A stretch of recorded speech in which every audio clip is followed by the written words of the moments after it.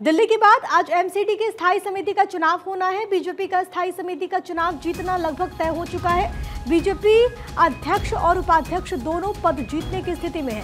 BJP ने अध्यक्ष पद के लिए सत्या शर्मा को कैंडिडेट बनाया। उपाध्यक्ष पद के लिए सुंदर सिंह को उम्मीदवार बनाया गया है।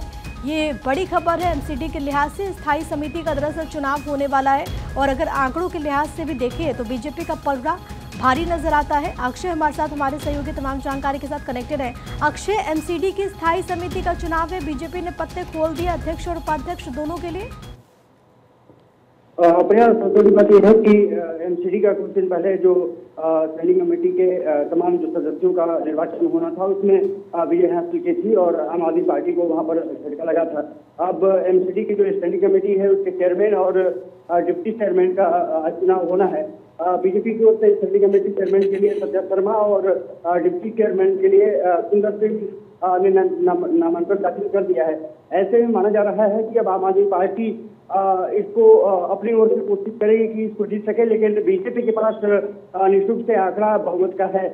बीजेपी के पास 18 सदस्य हैं, जबकि आम आदमी पार्टी की बात किया जाए तो वहां पर सिर्फ 7 सदस्य हैं। 18 में से 11 बीजेपी के पास हैं, 7 आम आदमी पार्टी के पास है। ऐसे में ये तय माना जा रहा है कि जो स्टैंडिंग कमेटी है उस पर कब्जा बीजेपी का तय है। अब ये देखना जरूर दिलचस्प होगा कि जिस तरह से कई विकास कार्यों को लेकर के उनकी स्टैंडिंग कमेटी बहुत महत्वपूर्ण भूमिका निभाती है। इसके कारण कई काम अटके पड़े हैं। कुछ दिन पहले मेयर पद पर भी राजा इकबाल सिंह ने चुनाव में जीत हासिल की थी, बीजेपी ने जीत हासिल की थी।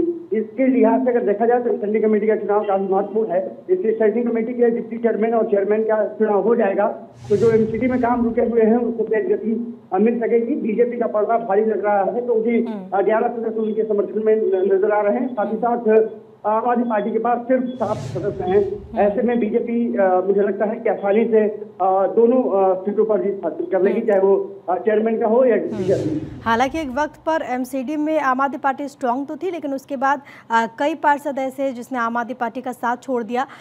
लेकिन जरा इस चुनाव को लेकर के अक्षय और क्या जानकारी है? क्या आम आदमी पार्टी की तरफ से भी कैंडिडेट उतारा गया? अगर उतारा गया है तो वो क्या नाम है? और यहाँ पर बीजेपी ने जिन कैंडिडेट्स को उतारा है, समीकरण क्या कुछ नजर आते हैं इसके पीछे? और देखिए, आम आदमी पार्टी निश्चित से अगर देखें तो दिल्ली विधानसभा चुनाव के बाद वो एमसीडी में भी कमजोर पड़ी है और यही वजह रही है कि तमाम जो एमसीडी के जो पार्षद थे आम आदमी पार्टी को छोड़ करके बीजेपी में शामिल हुए। कुछ दिन पहले देखा था कि आपने लगभग 22 पार्षदों ने अलग पार्टी का गठन कर लिया था और वो पार्टियों का गठन करने के कारण आम आदमी पार्टी कमजोर हुई है। अब साफ तौर पर है कि एमसीडी चुनाव को लड़ा जा रहा है, लेकिन ये मुझे लगता है सिर्फ फॉर्मेलिटी है और ये कर सकते हैं कि 2.5 साल से जो एमसीडी स्टैंडिंग कमेटी के गठन का इंतजार कर रहे थे, जब 2.5 साल से ये गठन नहीं हुआ था।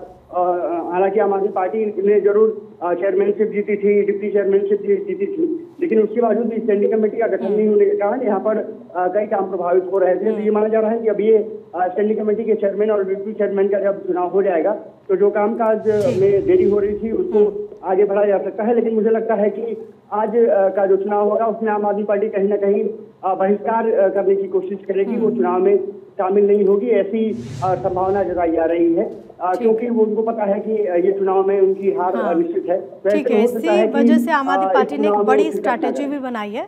अक्षय, नजर बना के रखेगा। फिलहाल के लिए शुक्रिया आपका।